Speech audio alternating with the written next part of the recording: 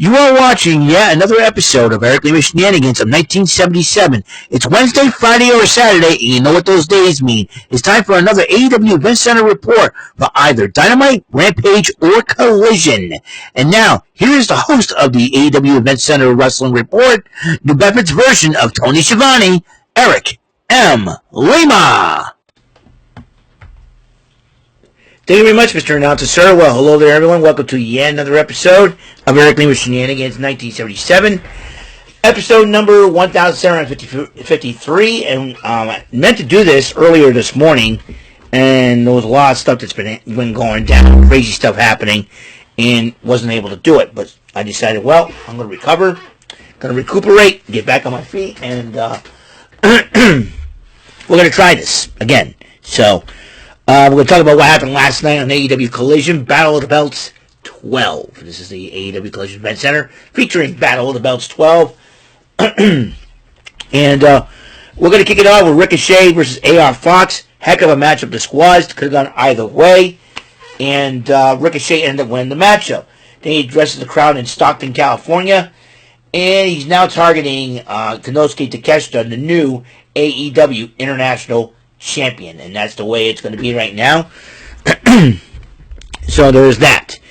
And Daniel Garcia and Private Party were addressing the Elite and the BCC. They called out the Elite for not fighting for AEW, and they're calling out BCC for trying to ruin it. Women's action, Chris Statlander, who's got a newfangled attitude. It seems like Stokely Hathaway has been a detriment to Chris Statlander. She cut him loose, and seems like Stokely Hathaway, what he wants to do is split teams up, and I mean split friendships up. Stokely Hathaway is a jerk. He shouldn't be doing that. I always say, listen here, you love child of Kevin Hart and Charles Barkley. Listen up and listen good. Or I call him the love child of Kevin Hart and Steve Harvey. So listen up. You're not splitting any friendships up. If I see you trying to split a friendship up, the only thing that's going to be split is your head when I give you a good chop. Or I could draw a line to the middle of your head so it looks like a butt. But anyways, that's Stokely Hathaway for you. He can be such a jerk. Well, she went one-on-one with the lovely Aussie Angel. The woman Pentrenor. Try to say that 5 times fast. Harley Cameron and Statlander ended up winning the matchup, and so so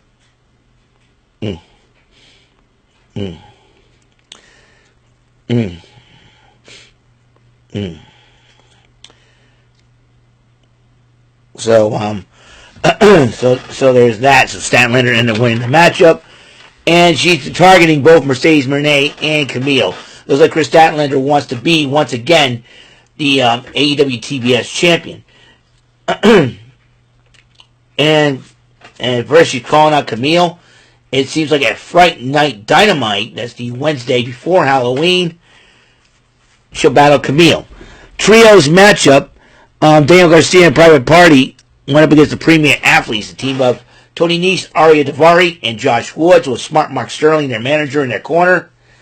And Garcia and the party end up winning the matchup. And they arrive at the entrance Stokely Hathaway, speaking of which, arrives at the entrance, trying to distract Isaiah Cassidy and all that.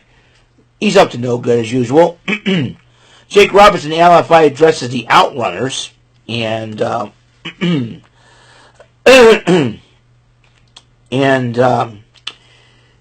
And it seems like to me, and then Russo, he says, you mess with the bull, you get the horns.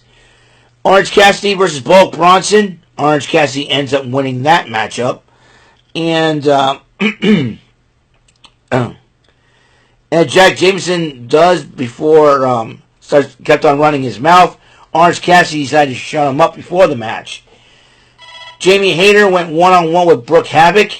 Hayter ended up winning the matchup, but Penelope, who attacked Jamie Hayter in a fatal 4-way match a few weeks ago, basically explains why she did it. Says she was at home longer. She was sitting at home longer than a year, and she was really upset, and she didn't get the same pomp and circumstance that Jamie Hayter did. Lexi Nair interviewed Garcia in private party, and Cassidy's confronted by them and said, hey, you got to make a decision. Meanwhile, John Callis of the Callis family went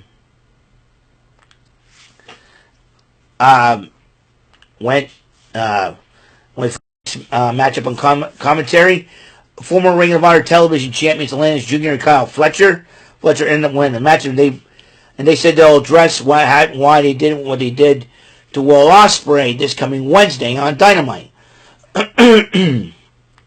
So there's that. And another trios match at the House of Black, went up against Olamide, Alpha Zoe, and Chris Nasty. House of Black went in the matchup. Lexi Nair interviewed Thunder Rosa and Harley Cameron, who was upset that she lost to Chris Statlander. Got in the air mouth. Thunder Rosa clocks Cameron and knocks her down. The Outrunners took on LFI's Beast Mordos and Roosh, and LFI picked up the victory. And then they attacked the Outrunners after the matchup, and FTR once again comes to the aid of the Outrunners. Trios title. It's BCC and PAC. That'll be Claudia Castagnoli, Willie Yuta, and PAC versus Top Flight Action Andretti. And BCC and PAC ended up picking up the victory. And they attacked Top Flight after the matchup. John Moxley and Maria Shafir came out to join in on the attack. Yuta decided to attack Leo Rush, who tried to come to their aid. Layla Gray, who was trying to stop the whole thing, got clocked by Marina Shafir. Dark Order comes out, fights BC and PAC. They both fight back, and then decide, we'll make it. And now this is going to the Battle of the Belts now. Another trios matchup, title match. BCC and PAC versus the Dark Order. BCC and PAC won that one. And then Private Party and Daniel Garcia chased them off the trios champs after the matchup. Orange Cassidy comes out, surveys the situation, and walks away. The AEW Continental title on line, Kazuchika Okada versus Kyle O'Reilly. Okada ended up winning the matchup. Anna Jay addresses Mariah May as they go for their main event matchup, while LFI addresses the AEW roster. Lance Archer and Brian Cage of the Don Callis family went up against John Cruz and Jack Cartwheel, and Archer and Cage ended up picking the victory while Don Callis is on commentary.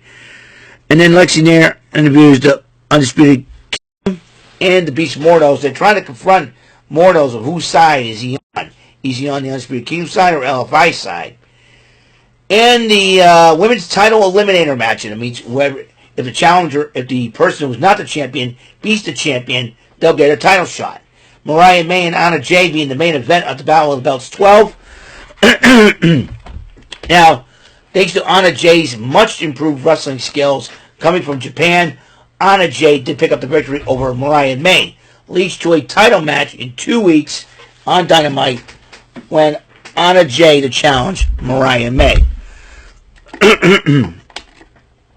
There you go. Excuse me. Well, that's all the time we have on this show. Episode 1753 of Eric Lima Shenanigans 1977. As you know, starting a brand new week, the final work week, the final full week, I should say, of October. As you know, we're heading into November. And I think this week, the Deadpool Wolverine movie coming out on DVD, I want to try and get it. So, so I'm going to try to get it on DVD. It's going to be a real cool thing. And everything else in between possible. I want to thank everybody for tuning in. Tomorrow will be Tic-Tac-Toe, Martindale Monday. We're going to start rolling with this thing once again. And we'll have a lot of fun. So, that's all the time we have on the show. Thank you for tuning in. And until the next episode comes rolling around, Mr. Announcer, take us home. That is all for today's episode. This is your announcer speaking for Eric Lima Shenanigans of 1977. A Big Beefy E, doing for Bob Saget Productions, and in association with a Raven Bow for Telepictures and Distribution. Thank you for watching today's episode. Tune in next time for another episode of Eric Lima Shenanigans of 1977. Goodbye for now.